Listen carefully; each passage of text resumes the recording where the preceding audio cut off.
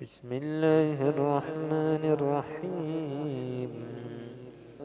والنجم إذا هوى ما ضل صاحبكم وما غوى وما ينطق عن الهوى إن هو إلا وحي يوحى. علمه شديد القوى ذو مرة فاستوى فهو بالأفق الأعلى ثم دنا فتدلى فكان قاب قوسين أو أدنى فأوحى إلى عبده ما أوحى. ما كذب الفؤاد ما رأى أفتمارونه على ما يرى. ولقد رآه نزلة أخرى عند سدرة المنتهى عندها جنة المأوى إذ يغشى السدرة ما يغشى ما زاغ البصر وما طغى لقد رأى من آيات ربه الكبرى أفرأيتم اللات والعزى ومناة الثالثة الأخرى ألكم الذكر وله الأنثى تلك إذا قسمة ضيزى إن هي إلا أسماء سميتموها أنتم وآباؤكم ما أنزل الله بها من سلطان إن يتبعون إلا الظن وما تهوى الأنفس ولقد جاءهم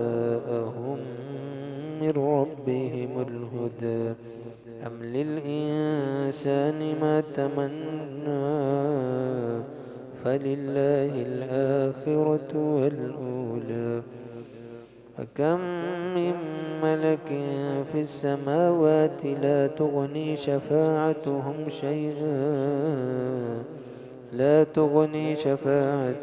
شيئا إلا من بعد أن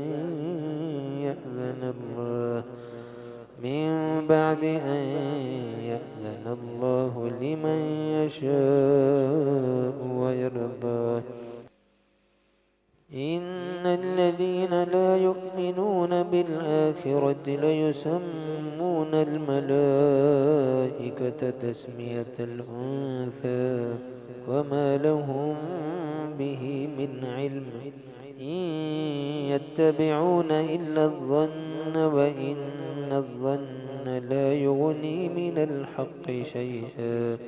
فأعرض عمن تولى عن ذكرنا ولم يرد إلا الحياة الدنيا ذلك مبلغهم من العلم إن ربك هو أعلم بمن ضل عن سبيله وهو أعلم بمن اهتدى. ولله ما في السماوات وما في الأرض ليجزي الذين أساءوا بما عملوا ويجزي الذين أحسنوا بالحسنى. الذين يجتنبون كبائر الإثم والفواحش إلا اللمم إن ربك واسع المغفرة هو أعلم بكم إذ أنشأكم من الأرض وإذ أنتم أجنة في بطون أمهاتكم فلا تزكوا أنفسكم هو أعلم بمن اتقى. أفرأيت الذي تولى وأعطى قليلا وأكدى أعنده علم الغيب فهو يرى أم لم ينبأ بما في صحف موسى وإبراهيم الذي وفى ألا تزر وازرة وزر أخرى وأن ليس للإنسان إلا ما سعى وأن سعيه سوف يرى ثم يجزاه الجزاء الأوفى وأن إلى ربك المنتهى وأنه هو أضحك وأبكى وأنه هو أمات وأحيا